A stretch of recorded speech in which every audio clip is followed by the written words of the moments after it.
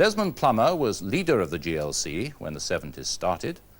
Sir Reginal Goodwin took over when Labour won in 1973, and Sir Horace Cutler is the man in charge as we go into the 80s. Sir Desmond, as we said, you were in the hot seat when the decade began. Did the 70s fulfill your expectations, and if not, where were your disappointments?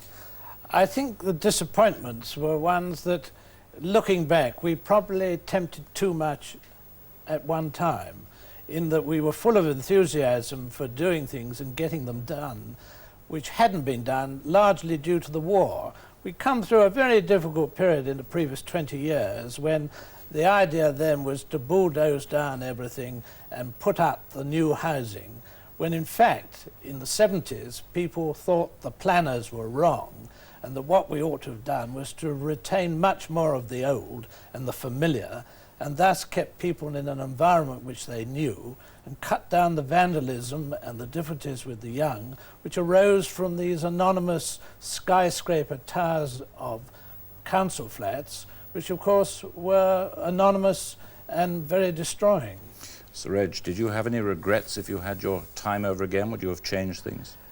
Like Sir Desmond, I very much regret the wholesale building of tower blocks, flats, which have led to appalling social problems.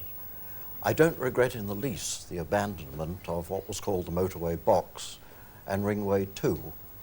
I think the environmental damage that those would have done would have been enormous, and with hindsight, I would very much doubt whether they would have been completed in view of inflation and the general economic situation of the country. I'm disappointed, of course, that the population's moved out. It's not going so rapidly as it was. I don't think we shall lose 1 million in the next decade.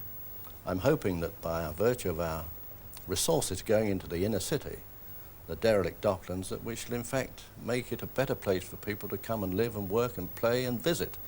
Well, can we have a look now forward to the 80s? Some of the problems that face London, the list is fairly endless. Transport, roads, unemployment, education, housing, inner city decay, docks, energy, inflation, race relations, an endless list of headaches. What do you see as the greatest challenge? I would have thought the greatest challenge of all is to retain employment in London.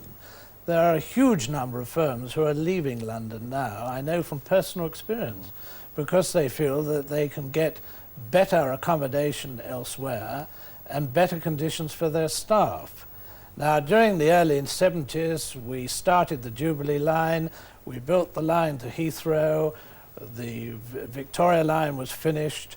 I think we've got to go on improving communications, and this is where I disagree with Sir Reginald.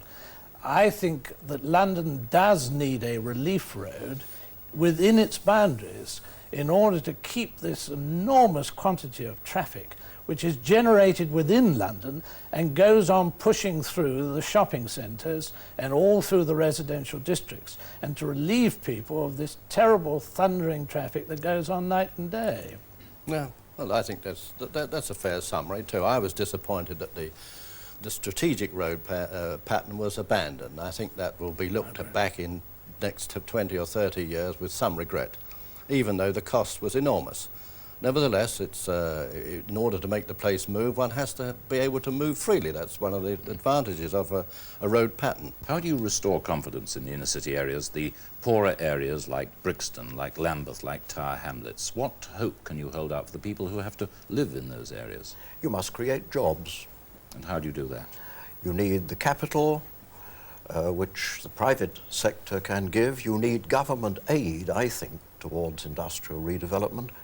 And you need to put in the necessary, what's called the infrastructure, a very ugly word, but this is all the drainage, the roads, the public transport. I think that is true, and in particular I think you've got to provide the means of communication. We've lost all the young people from inner London. That's the great shame of the thing. They've got to be brought back somehow. This is the next generation. I always talk to the next generation if I can. It is their future that is at stake. Can I ask you in a word, are you optimistic about the future, about the 80s particularly? Yeah, I'm always an optimist, and I think that if, let me put it in the round, if you get London prosperous, I think the whole country is going to be prosperous. Well, on that note we'll end, and may we wish you all a very happy 1980.